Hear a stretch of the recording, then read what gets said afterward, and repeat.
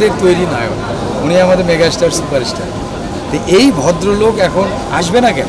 শিল্পী সমিতি নির্বাচন, আমরা যাব, দুই প্যানেল মিলে তার কাছে যাব, চলেন ভাই আপনি না গেলে নির্বাচনে একটা ভেরিয়েশন কই খুঁজে পাচ্ছি না, হচ্ছে না। সাধারণ মানুষও তাই ভাবে।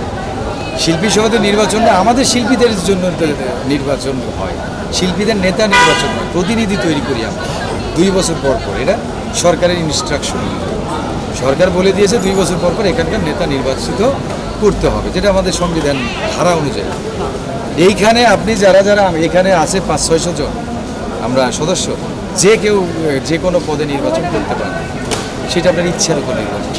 এখন আপনি করবেন কি করবেন এটা ইটস ইয়োর পার্সোনাল ম্যাটার। মানে আপনি যদি না করে আপনাকে জোর করে এনে তো কেউ নির্বাচন করাতে পারবে না। হিরো আলম এদিকে সদস্য হতে পারতেছে না দেখে সে মামলা করতে যাওয়ার প্ল্যান করছে, আর এদিকে অনেকে নির্বাচন করতে আসতেছে না, সভাপতি সেক্রেটারি পদ। ভাবা যায় এইসব বলছে হিরো আলম আমাদের সদস্য হওয়ার জন্য পাগল হয়েছে শিল্পী সমিতি, তাকে করা হচ্ছে না। অথচ মোশাররফ করিম 14-15টা ছবি করে বসে রয়েছে, সে আসতেছে না শিল্পী সমিতির সদস্য হইতে। ভাবা যায় কার রুচি কোথায়।